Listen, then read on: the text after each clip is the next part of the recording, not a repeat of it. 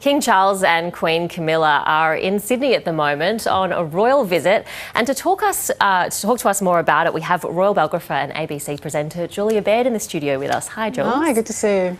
You too. So we just saw King Charles at New South Wales Parliament House, where he spoke and he presented the chamber with an hourglass, which he said he made a reference to the sands of time. What's your take on the significance of that? Well, it just reminds me of the first time he was here, you know, in 1966. He's a teenager, he's going off to Timbertop School, and just think about how different the country was then. So Bob Menzies, after a very long time as Prime Minister, had been just replaced by Harold Holt, who, as we know, did not have a long stint as Prime Minister either.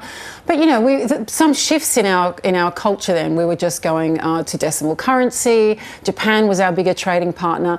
The first year that cars were putting in seat belts. I think Honda led the way.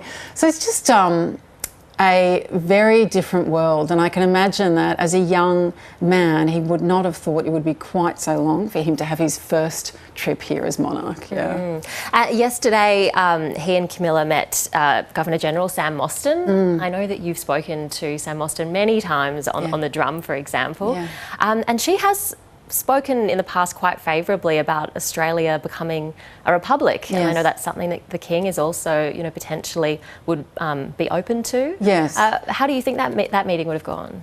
Oh, I think perfectly amicably. I don't think the idea of republicanism within Australia, which is actually quite tempered down at the moment, because the chance of getting a republic or even having a debate about a republic before something like The Voice has gone through is very slim. I'd be interested to know if they discussed it. I mean, I remember when Dame Quentin Bryce, who was the first woman to occupy the position of Governor General, made it clear that she was a Republican, the first Governor-General to hold those views, and again, not in a disruptive way. And Sam Mostyn, I think her comments were made about, she spoke about former Prime Minister Paul Keating in 2020 speech. I got the quote here saying, "He was a Prime Minister of our country, actually able to articulate his ambition for the country, and they were things that I really cared about. He wanted a republic, clearly. He wanted a fully evolved Australia, but that was linked to his desire for a lasting reconciliation with First Nations and First Peoples of this country.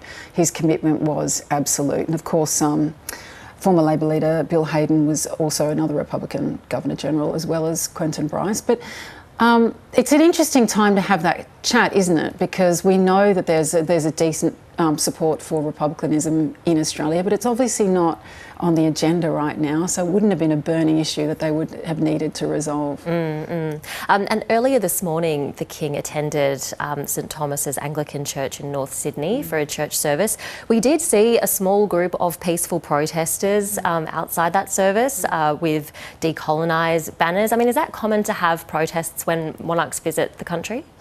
I think that, look, again, if we go back to, historians will always look back to, you know, the 1950s, the 1960s, 70s, the times of those huge turnouts, especially for the Queen, an incredible devotion. Times have changed significantly, but globally we're undergoing a reckoning about colonisation. This is very much a live debate within the UK about empire and the consequences of empire. And everywhere they travel in the world, this is actually a discussion for their former colonies that are especially dealing with issues regarding slavery or dispossession of Indigenous peoples. So I don't think they would at all be surprised by that. And you know, previously, now King Charles III has spoken about it and acknowledged what's happened. Whether he'll then go on to make an apology or make a stronger statement, it's definitely open to him to do that, and he could, you know, distinguish himself from his mother were he to make a stronger statement, reckoning or recognising